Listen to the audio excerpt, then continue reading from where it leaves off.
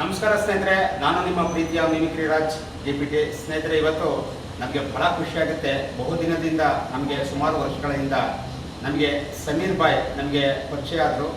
ಆವಾಗಿಂದ ಇಲ್ಲಿ ತನಕನೂ ಕೂಡ ಅವರ ಒಂದು ಉತ್ತಮವಾದಂತಹ ಸಮಾಜ ಸೇವೆ ಮತ್ತು ನೊಂದವರ ಪರ, ಬಡವರ ಪರ ಮತ್ತು ಅನೇಕ ಒಂದು ಸಮಾಜಮುಖಿ ಕೆಲಸಗಳನ್ನು ಮಾಡ್ತಾ ನಮಗೆಲ್ಲರೂ ಕೂಡ ಹತ್ತಿರ ಆಗಿದ್ದಾರೆ. ಹಾಗಾಗಿ ಶಮೀರ್ ಬಾಯ್ ಅಂತಂದರೆ ಕಟ್ಟಡ ಕಾರ್ಮಿಕರ ಒಂದು ಗುತ್ತಿಗೆದಾರರಾಗಿ ಸುಮಾರು ವರ್ಷಗಳಿಂದ ನಮ್ಮ ಗುಂಡ್ಲುಪೇಟೆಯಲ್ಲಿ ಹೆಸರು ಮಾಡಿದ್ದಾರೆ. ಹಾಗಾಗಿ ಇವತ್ತು ನನ್ನ ನಿರ್ದೇಶನದ ಅಬ್ದುಲ್ ಮಾಲಿಕ್ ರವರ ಕತೆ, ಚಿತ್ರಕಥೆ ಮತ್ತು ನನ್ನ ನಿರ್ದೇಶನದ ಸಂಭಾಷಣೆ ಉಳ್ಳಂತಹ ಒಂದು ಜೈ ಜವಾನ್ ಜೈ ಕಿಸಾನ್ ಈ ಕಿರುಚಿತ್ರ ಪೋಸ್ಟರನ್ನು ನಮ್ಮ ಆತ್ಮೀಯರಾದಂತಹ ಸಮೀರ್ ಬಾಯ್ ಅವರ ಕೈಲಿ ಇವತ್ತು ಬಿಡುಗಡೆ ಮಾಡಿಸ್ತಾ ಇದ್ದೀವಿ.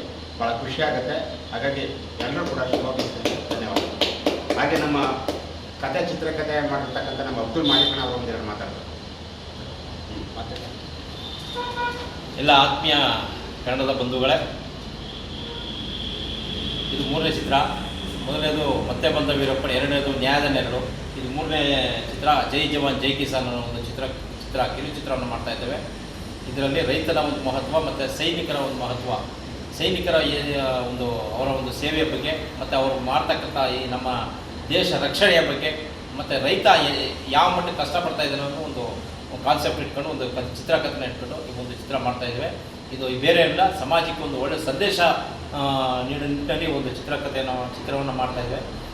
ವೀಕ್ಷಕರು ಅತಿ ಹೆಚ್ಚು ವೀಕ್ಷಣೆ ಮಾಡೋ ಮೂಲಕ ಗಡಿನಾಡು ಎಮರ್ಜಿ ನ್ಯೂಸ್ ಚಾನಲ್ನ ಬೆಂಬಲಿಸಬೇಕು ಅಂತ ಈ ಸಂದರ್ಭದಲ್ಲಿ ನಾನು ಕೇಳ್ಕೊಳ್ತಾ 2 ಮಾತು ಮುಗಿಸ್ತಾ ಇದ್ದೇನೆ. ಧನ್ಯವಾದಗಳು. ಹಾಗೆ ಈ ಸಂದರ್ಭದಲ್ಲಿ ಎರಡೇ ಲೈನಲ್ಲಿ ನಮ್ಮ ಸಮೀರ್ ಬಾಬು 2 ಲೈನ್ ಹೇಳಿ. ಓಕೆ.